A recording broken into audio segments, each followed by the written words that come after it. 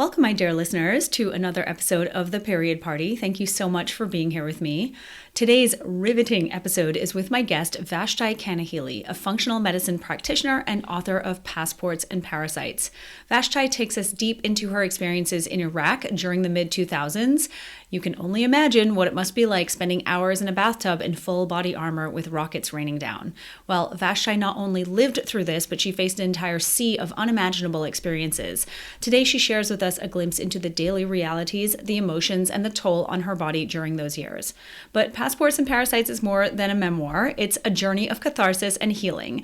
Vashti walks us through why she wrote this deeply personal account and how the process of putting pen to paper became a transformative experience. In the midst of the chaos, Vashti encountered a series of health challenges: food poisoning, extreme stress, chronic lack of sleep, and a coping mechanism of partying and drinking. We explore these aspects of military life that often go unnoticed.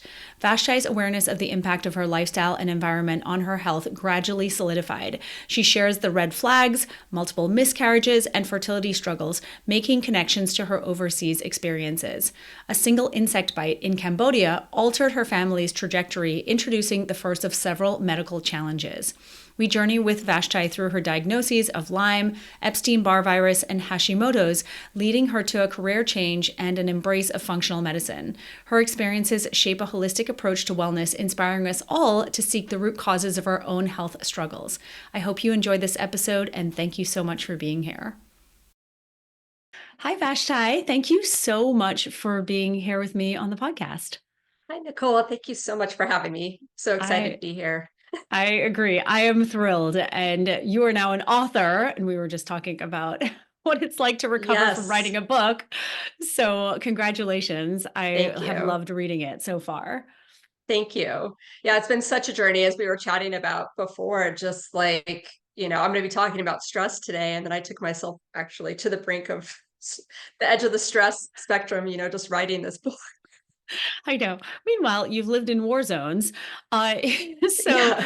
yeah, I know, right? Writing a book hmm really is not for the faint of heart. And, speaking of stress, it was really interesting, reading just even the first 10, 12 pages of your book. I felt like they were gripping.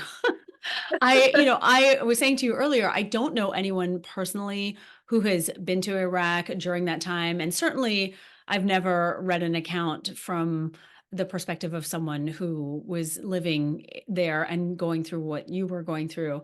And I hmm found my heart rate going up as I'm reading, the takeoff from Jordan, landing in hmm Iraq.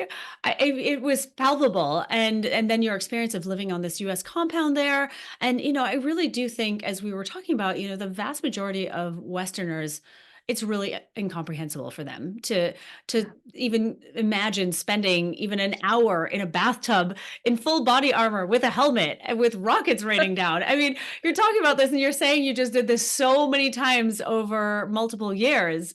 Yeah, my head was exploding just reading this. I can't really even comprehend this, right? So I just feel like that, and that was just sort of one instance among many absolutely bonkers experiences that you had.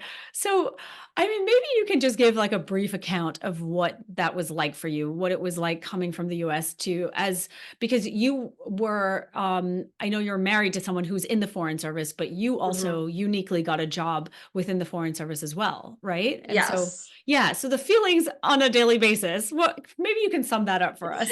Sure. It was very interesting because it was my first overseas experience in the foreign service. I had traveled abroad before, but never had lived anywhere really overseas. And my husband's next assignment was to Baghdad. And the only way that as a spouse I could go at that time was if I had a job at the embassy there. So I applied for and received a job because they were just so busy. They didn't have enough people to like fill all of the officer positions then. So I took a job there and off we went. And I just remember thinking I was like coming from Jordan, because that's where we would have to take off and then land on like the sort of military side of the international airport in Baghdad, thinking, what have I done? We're Yeah. waiting, we get off the flight, we run to this Black Hawk helicopter. We're doing, some evasive maneuvers just to make sure that we're not taking ground fire. And I'm sitting there and there's a gunner right there. I'm not in the military. I haven't spent time in war zones. And here I am. It was just so surreal. And so like life there was just really interesting. You have thousands of people living on a compound, literally thousands, because you have all of the diplomats, the military personnel, the contractors, everyone there is cohabitating. And at that time, we didn't have really many Iraqis working for us because it was very, very dangerous for them to be associated with the US government and the US military. And so we had brought in people that work for us at other embassies and consulates around the world. So it was just this very, multicultural experience in itself while being in this war zone. And you asked me about coping, that's a really good question. We were working 24/7, really like 12 hours a day, 7 days a week. And that becomes a pressure cooker, just the stress from working that much. But then also you have people who are generally actively trying to kill you, on a regular basis. And so people played hard, worked hard. You couldn't go anywhere to really play hard, but there was just a lot of um, behavior that was not healthy probably at that point. And not everyone was like that for sure, but it was just, you start to see how people cope in really Yeah. high stress situations. Oh, I'm sure. You did talk Mhm. about it. You mentioned one of the things that I thought was so striking. You mentioned there were 2 regular glasses and 6 wine glasses, and you said sort of an inkling as to how people were actually coping. Yeah, absolutely. Yes, for sure. There was lots of drinking. There were, just trying to cope with the stress. And when you don't have outlets, so you have lots of exercising because there were gyms. So people are hitting the gym hard and then you're hitting, the bar just as hard at the end of the day. And then lots of travel because we did have the opportunity to leave like 4 times during that year. Can And you talk so about those, by the way? Because I find that so interesting. I didn't realize that that was part of, the requirements when you're away working for the U.S. government, that you have to take these, what do they call them, R&R trips? R&R, so like rest and Right. relaxation, rest and recuperation. There's several different ways that people call them, but so it's mandated by law that when you're away for a certain amount of time, you have to like either go back to the United States or, go on an R&R, a vacation, so to speak. We ended up going back to the US. That's what it's for, generally speaking, because way back in the day, diplomats would get on ships and go away, and it didn't have the availability to just fly home or anything like that. So it was kind of coming back to the US to like, you know, get your bearings again. So we did end up taking, a trip home because I had a new nephew, and but then we used that opportunity to travel abroad, significantly. We went to Tanzania and Egypt and Zanzibar, and we went to Southeast Asia, and we just really we traveled a lot, and that was the upside of being there. But it was just day after day really stressful, and not given a lot of tools to deal with that stress. It's kind of just keep on keeping going. And, that has ramifications, which you see in the book for me down the line, not just Baghdad, but a lot of places that we live where you're just expected to continue keeping on, you Right. know? And so that would turn up in my life a decade later in the COVID pandemic. And so, it was stressful, but I made really good friends there, that are lifelong friends that we all happen to be back here in Virginia now. We see each other regularly. And so that was really fun. There was also this aspect that I learned pretty quickly that people are like, sorry, I'm leaving. It's wasting my time to get to know you. And then I was like, oh, well, that's super rude and hurtful. And then I realized, no, later on, I'm like, you're right. It's sort of like self-preservation. I wouldn't really say that out loud to people, but there's a point at which you stop putting yourself out there just to make it easier when you have to say goodbye. Right. Yeah, I know. I remember reading that you saying someone actually said that to you. I'm not going to waste my time getting to know you because I'm leaving in a month.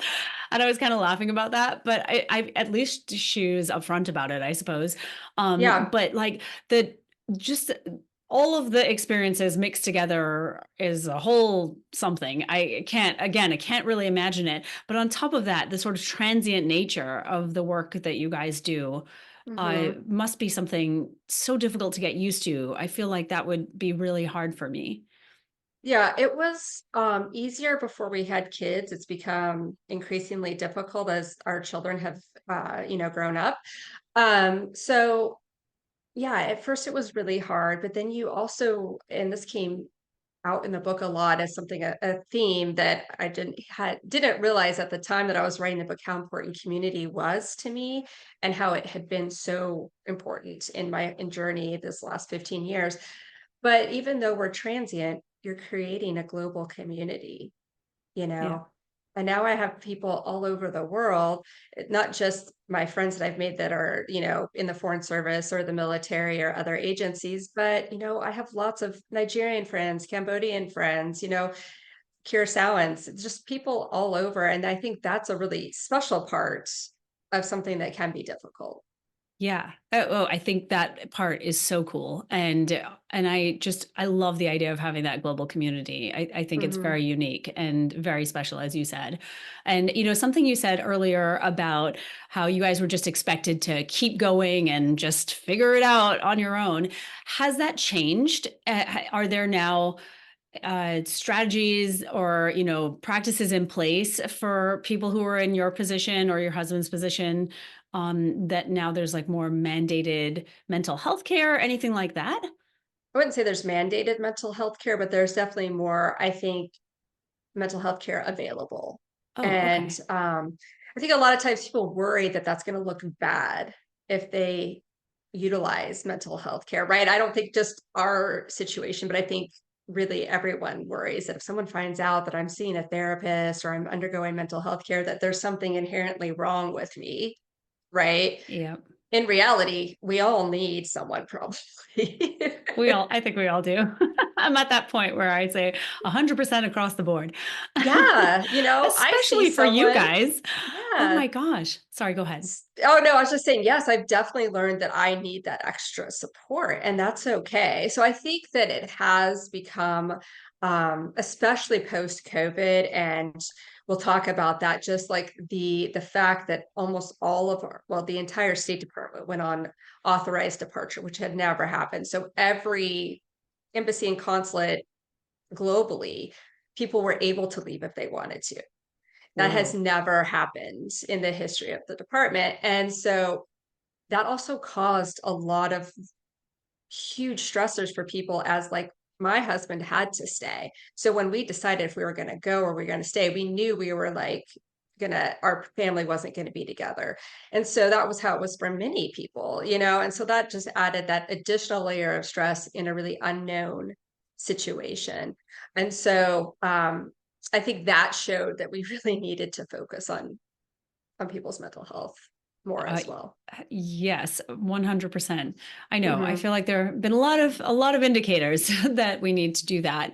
Yeah. Right? And so it's interesting to hear that there's been a shift, and I Hmm. think it's a positive one. Yeah, Um, absolutely. yeah. So why don't we talk about why you wrote Passports and Parasites? I know you'd said that it was cathartic, it was very difficult, but ultimately you felt like it was a truly healing experience. Can you speak to that? Yeah, absolutely. So it was about a little over a year ago, actually. It was fall of 2022, I guess. And my husband was like, Vash, you really need to write a book. And I was like, no, I don't. And this is not something I really want to do. And he was like, no, you need to tell your story because not only will it impact our community, but your stories, while they're different, are so relatable to, men and women, but really probably predominantly women when I'm writing this story.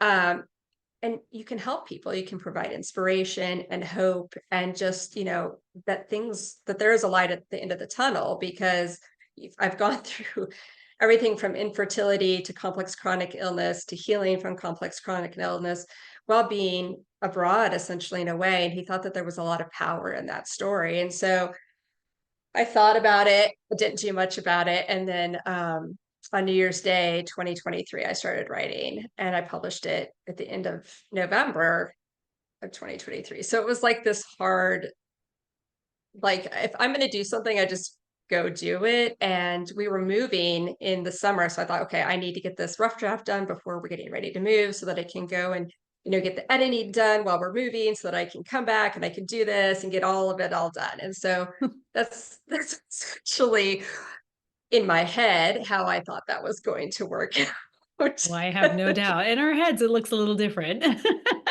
In my head, yes, it was this like neat thing. In reality, it worked out, but it was just such an intense thing. I couldn't prepare myself for it because I had never done it before.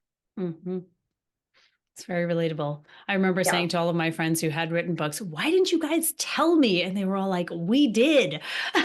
We just couldn't tell you in a way that would even make sense for your own brain and how you process things and your experience of writing your Ah, own book. Yeah. yeah. Okay. I know. Yeah, so here it is. It's out there, and it's so fascinating, Nicole. Like you think you see how people might respond to the book in your head, right? But the feedback has just been so amazing, and I'm just so glad that I wrote it now. It could go one of two ways, right? But it has just been really outstanding how much it's already starting to help people and just sort of they're like, wow, this, you've been through a lot. It gives me hope that I can go and heal, get better, maybe create a community. People see it in different ways depending on what their reality is. And then for me, it was so healing. I don't think that I had truly, well, I know I hadn't sat with the things that I've gone through ever because from Baghdad to Curacao, there were things happening to us all the time. Um, and I just kept going because I didn't have a choice. Yeah. And so it wasn't until I started writing the book, I was like, oh my goodness. And there are scenes from the book that I had to write over and over again. And they were really hard things to do because they were hard in real life. And then to write them again and again as you're putting it out on paper was really hard, but ultimately so healing. Mm, I have no doubt. I mean, just reading through the chronological events was so Mm. amazing to me. That alone is really impressive to be able to remember, especially when you're under duress in that way. But Yeah. to be able to remember those kinds of details, that to me was really, really impressive because most people just sort of get their whole year jumbled up, right? Much less remembering a decade or over a decade ago. So it was really cool to see that. And it really helped me read the book and understand, your frame of mind and what you were going through and what it was like, particularly at that time in that country, because obviously Mhm. we know what's been going on in different countries at different time periods. So yeah, Yeah. that was fascinating. And one of the things I loved about your book were the details about all the food that you ate. I was, I was thinking about that Middle Eastern restaurant that you ate at. I think it was maybe in Fakir Jordan. Dean. Yes. Yeah. Oh my, I couldn't pronounce that word, so I'm glad you did. But I remember when I was reading about it, just thinking, wow, this is mouthwatering. And I love that Vashti has remembered all the details about the food that she ate, because this really adds to the experience of reading it. And I feel like this is probably part of, it was all interwoven, right? Because it's part of you becoming aware of how your food, your lifestyle, and your environment were impacting your health, no? Yes, absolutely. The food was a really fun part to put in to say that real quick because at first I wasn't. And my husband was like, I think you should really add these details. Like, and I was like, okay. And you're like, everyone is like, oh my goodness, the details of the food in your book are amazing. And I love food, which obviously comes out in the book. Clearly. Uh, and so it was fun to write those details, but it was interesting to start to see how all of these things were impacting my life. For sure, the Middle Eastern food was, healthy for the most part and fresh and so good. In Baghdad, we were eating pickles sometimes out of the salad bar. I was vegetarian at the time, so my choices were quite limited, but depending on what was coming through the convoys, our food was not awesome. And that's nobody's fault. It was just we were living in a war zone and there were no grocery stores to go to or any outside food to go get. We would actually drive to this other compound sometime to go like get different food. But it was really interesting to see the food aspect. And then when I was diagnosed with Hashimoto's when we lived in Nigeria, thinking, I don't know what I'm going to eat, how I'm going to survive. It was such a, something that our clients also really grapple with, right? Is Mhm. how am I going to do this? And then figuring out, oh, I can do it. It's not always the easiest, but there are definitely ways to do it. And then the stress aspect for sure, Nicole. Like, I mean, I lived this insane, crazy, stressful life for many years, and it definitely, I already had the genetics set up for getting an autoimmune disease, and then you add in the fact that I got Lyme on top of it. It was no surprise that Hashimoto's followed that for sure. But the stress, definitely everyday stress, can lead to disease. And whether you're in the Western world or, whatever, we all are dealing with stress that is almost to the point of being unmanageable. We're managing Yeah. it, but it is impacting everybody's health, you Yeah. know? And it was, as I wrote the book, I was like, oh, it all started to fall into place just how much that had really mattered. And then my environment too, for sure. Again, the stress being part of that environment, but some places we lived had really poor air quality, other things like that that do impact our health. And if we're already prone to, you know, getting an autoimmune disease or complex chronic illness of other sorts, that is not going to be helpful. So yeah, there were a lot of things that really impact it. And even going back to just being pregnant, not just being pregnant, I shouldn't say it like that. Pregnancy can be a majorly stressful thing. It is stressful for our bodies. Yeah. But that was really seriously like the catalyst for my autoimmune disease. Um, when I look back at it, and I wouldn't change it for sure, but that stacked up with everything else. We just don't always think about these everyday things that we do, like having Mhm. babies being elements of our health journey. Yeah. Yes, for sure. I really like how you just sort of painted the picture of what it was like. Reading about you talked about how you got food poisoning and then this lack of quality food, which, as you said, right, makes sense in a war zone. And Yep. this unimaginable stress, and then the lack of sleep, and the Yep. partying and the drinking to cope with the said stress. Yes. It's so many. There's so many things here, and so I would love for you to talk about your awareness about your health becoming more solidified. Was there an actual event or was it gradual? Because I know you mentioned a lot of red flags, but who cares about red flags when you're 29, 30, 31? It's I was just, not paying yeah. attention. I was like, hey, I'm leading this life I never foresaw. It's incredible, even with all the stress, it's so fun. And I think it was really gradual.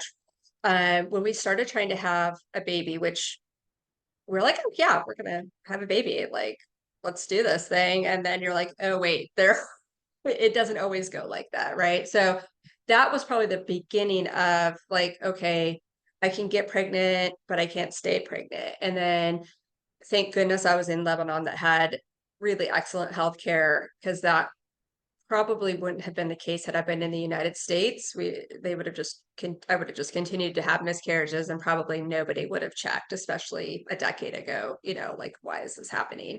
As we But I had a know, very, right, from having yes, clients who've gone through yes, this so many times. Exactly. Yeah. absolutely. Yeah. And then having a very progressive doctor there, um, who, ultimately I was able to get pregnant and stay pregnant and we were able to figure out what was going on. And then, it was I want to say Nigeria, on the back up a little bit. Cambodia, when I got bit by this unidentified bug that we will never know what it was, but it was Lyme carrying for sure. And I was pregnant, and it was post birth. I had my youngest daughter in Bangkok, which in another podcast episode, we could talk about the differences in birth stories from the US to overseas. But, it was there that I started feeling really sick. And I thought, this doesn't seem right. I've had a baby before, but this seems like insane fatigue, brain fog, all of these things. And then started kind of putting all of the pieces together, found a Lyme literate doctor in Seattle. And that was when I started to kind of really pay attention to my health because I had to. Yeah. There was no choice. But it had taken many years of just red flags. Okay, why couldn't I stay pregnant? We kind of figured that out.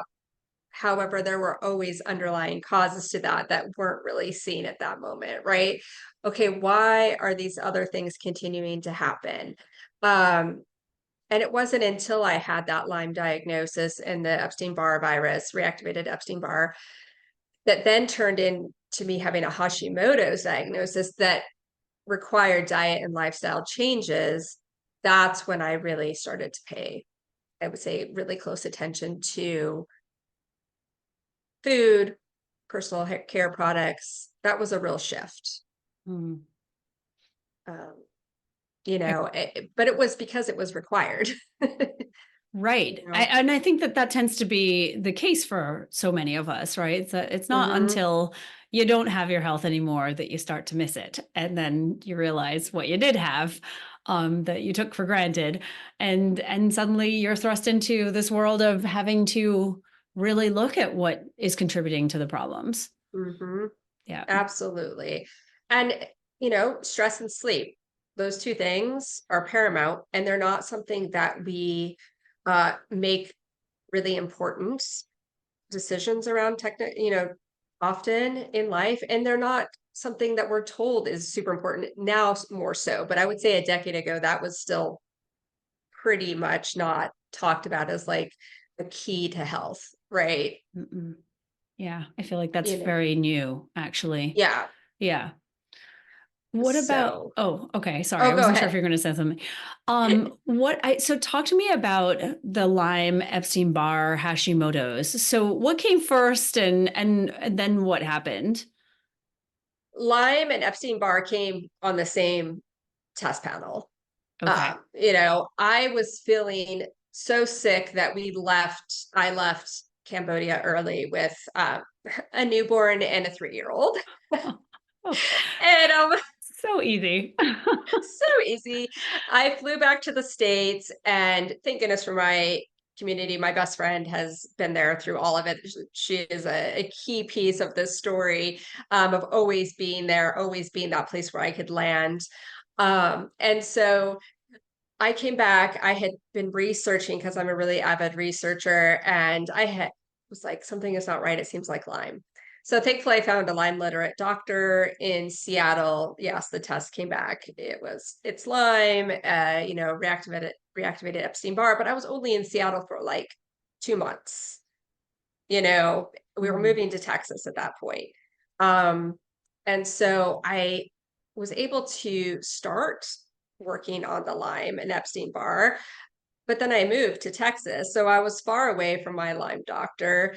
And I really struggled in Texas, honestly. That was a really difficult space for me because I was so very sick. My husband was traveling a lot, and I had a baby and a toddler. It wasn't a recipe for healing by Mm. any means, no community, though I became very good friends with my neighbor, but it was really, really hard. And then we moved quickly to Nigeria, and I very much my mental health was, I would say, not good when we moved there. I was just trucking on though, Nicole. I was like, let's do it, let's go. I look back and I'm like, why wasn't I telling anybody just like how bad I was? Yeah. I had literally forgotten a lot of that. You said how much I put into the book. that chapter of that Texas beginning in Nigeria chapter, my mom was like, no, no, this is not what happened. Well, at least you have other people who are able to recount what actually Yeah, was going on. Yeah. because I was so sick, I had blocked that out. Yep. I was in that survival mode, and she had spent a lot of time with me at that point in Texas, and so she could kind of fill in those blanks because that would have been like a two-page chapter because I didn't remember anything. Um, and then I moved to Nigeria, and I was there for about a year. I think this That's was where right I around the met time. you because you Yeah, were this doing is my program during that time, I recall. exactly. So that it Yeah. was during that time I was like, I had taken Jessica Drummond's program and then I had taken your program, and I was really changing. I had been working at international development before that. And I really was like, I'm not doing that anymore. I want to be able to help people who are going through things like me. So that really started that shift towards, becoming a health coach and doing the work that I do now. And I flew home from Nigeria because I was not doing well. Um, and that's where I met Dr. Fox. He had become another one of the doctors in my Lyme doctor's clinic. And so, I was like, who is this doctor? I already have a relationship. You know how it goes. Like, I don't want to have another doctor. I was happy with my doctor. To find out. Seeing him was probably the best thing that could have ever happened to me in getting better, because that's where I started to have this shift in my belief of like, I'm never getting better. It had been 2 years by then, which doesn't seem long to some people, but when you're really, really sick, you start to think you're never going to get better. Girl, I get a cold for 3 days and I think I'm never getting better. 2 years is a lifetime. So I was just like, no, no. And so he really started to help me see that shift, to really embrace that healing mindset and help me understand that if I don't have it, I'm probably not going to get better, Yep. because we have to have that belief, right? Um, and that's really where that started shifting. But living in Nigeria, I was like, I'm gonna starve. I don't know how I'm gonna do this, because which sounds very dramatic, but that's just where I was in my head at that point. But figured it out, started using flour that was, grown in the region, that wasn't wheat flour, things like that, and just making those shifts. And I'll say very upfront that we could get US mail there. So it's much different than, someone who just lives there all the time and doesn't have access to that. I came from a very privileged space of having access to like gluten-free products and things like that. I just had to wait like 5 to 6 weeks for them to get there. But still, I just want to be clear about that. So Yeah. um yeah, so that's really where that came into being, and where I figured out how much sleep, stress reduction, and what I was eating was impacting my life and my health. I was a pretty healthy eater overall, but as we know with Hashimoto's, you really need to be at the very least gluten free. I need to be soy free because that actually is even more of a trigger for me. So gluten free, soy free, dairy free, all those really fun things that we all love to consume. Yep. um, but it made a huge difference, you Yeah. know? And so it was helpful because I could see a difference, that I stuck with it. I think that can be a hard thing for people when they're not seeing a difference, to stick with something. But I was like, oh, my brain fog's not as bad. Oh, I lost that weight that I gained that was, clearly inflammation weight at that time. And then, just started really paying attention to that. And it is now, you know, my lifestyle.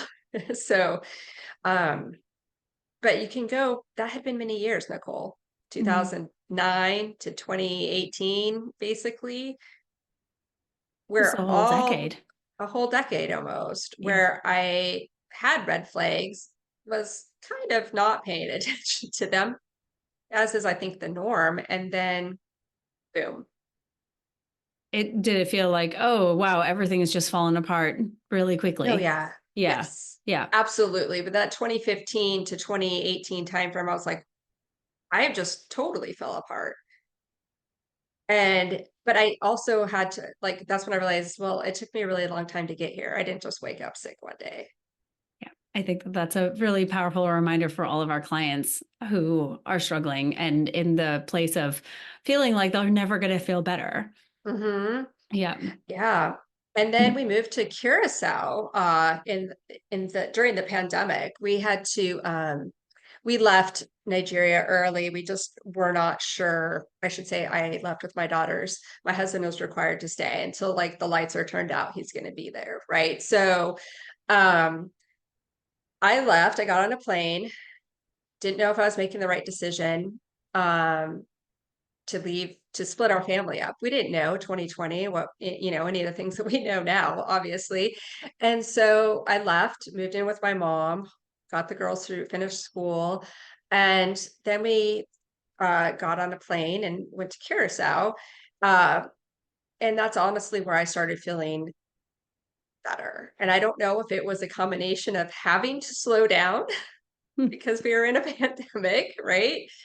We were required to slow down and not keep going and doing all the things.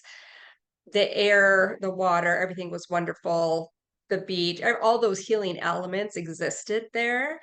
Besides the fact that I was still working with Dr. Fox, whom I now work with in his practice. And so it was just interesting to see that. Then we went to this island life is island life for a reason. There's also not great things about that, as we both know, you've having lived on an island as well. Um, but that's where that really I feel like that's where I got better. My Hashimoto's is in remission. Lyme is doing well. It's chronic, but as long as I take care of myself, which writing a book really pushed that to the limit. Um, I'm good, but it's been a crazy ride. Yes, I would say so. I thank you so much for sharing all of this. I feel as though you painted a really great picture of what it's like for someone to travel, to all of these different countries and these parts of the world that are so unfamiliar to so many people who are listening, and also navigating these chronic illnesses, because Lyme on its own is terrible. But combine it Yeah, with Epstein-Barr and Hashimoto's and all of the other things that were going on. I mean, are you kidding me? It feels probably impossible to overcome. And yeah, I would second what you said about going to Curacao. I feel like it came at the exact right time that you needed it to, because yes, Caribbean life is quite easy in the grand scheme of yeah, things. Yeah, yeah. right. And it's just, and you're also a little bit shut out or removed from all of the craziness. We were talking about this before we started recording, of US politics and all the drama that happens here and happens in other places that are not as stable, I suppose, as the Caribbean is for the most part. Absolutely. Yeah, so there's that Yeah. too. Can you talk a little bit more about how all of these experiences have shaped the work that you do, and how you help women? Because Yeah. I know you're a really gifted practitioner and you've got a lot of resources for anyone who is struggling with these Mhm. kinds of same things. Yeah, it's been a really interesting sort of expansion of myself, from being walking in the shoes that so many of my clients walk in. And that's not required, but I also think it's helpful when you can be like, I've been there before. I totally get this. So I started having my own practice shortly after I took your course. And that expanded into me ultimately working with Dr. Fox as the health coach for his practice. Um, and he works with mostly Lyme mold sort of patients with really complex chronic illness. So that has been really an amazing experience to see that doctor coach model work really where people are seeing a doctor, but they're also getting that coaching and being able to have that support, really like concierge support, that is really, I think, very necessary in the healing process, because you can go between appointments and you might not be able to do your supplement routine right, or something's making you sick but you don't want to bug the doctor, right, or something like that. So then you can like reach out to me. And that's kind of where I'm at, is really helping people um, who are on this journey get better and stay better. I mean, that's ultimately what we want, right? And then is to put ourselves out of a job. Yes, basically. We really just want you all to be better. That's really it. Exactly. Yes. But now we are seeing that everybody is pretty much complex. There are very few straightforward, easy client cases anymore. You That know, is remarkable, by the way. I've said this multiple times before to other practitioners and heard it so many times too. But compared to just 15 years ago, I can't believe the difference yeah, in the cases and what they look like. yeah, there are Yes. there are layers to everybody, multiple layers now. And so I think that's been really fun, becoming more savvy in that, and really looking at these complex cases. And then with the book, what came out in the book was the importance of community. And I thought, I'm going to create this community. I'm still in the middle of creating the community, but I could create a global community similar to what I have, of people who maybe they're sick and they want a community that's positive, that is uplifting to them. Maybe they're just really craving community. We know people are lonely. That's another driver of disease. People don't tend to get out. We don't talk to our neighbors as much anymore, things like that, right? So, just creating this safe space, but also helping people remember why they're alive, you know? It can be really hard to sometimes be like, what is this all for, right? But like, we have that health plus life, and then I want to infuse a little bit of adventure, because I've been really lucky in traveling the globe, and not everybody wants to, can do that kind of travel, but you can still, have that fire lit inside of you if you're doing something local too, Yeah. So I think that that is like something that I have found from the book is something that's going to be important going forward. Hmm. Wow. Thank you for this. This was such an enlightening conversation and just fascinating for me. And everyone, you should definitely read Vashti's book. It's Go amazing. grab It's really just it. super fascinating for someone who, like I said, just has no real understanding of what goes on. So thank you again. And maybe you can Yeah. just share with everyone where they can find your book and where they can find you and your work. Sure. You can find me on Instagram at vashtikanahele.com. I took a little break, but I'm coming back now. So I'll have more good content for you guys. The book, you can get a free chapter on it at vashtikanahele.com, which is also where you can look up and see what kind of work I do, and if you would like to work with me. Amazing. Thank you again, Vashti. It was Yeah. really Thank you so great. much, Nicole. It's been so wonderful to be here. That's a wrap. Be sure to click that subscribe button to join me for more Girl Talk Gone Menstrual in upcoming episodes. But in the meantime, check out my latest Period Party episode. And if you're looking for a deeper dive into your hormones, go ahead and take my period quiz at nicolejardim.com/quiz.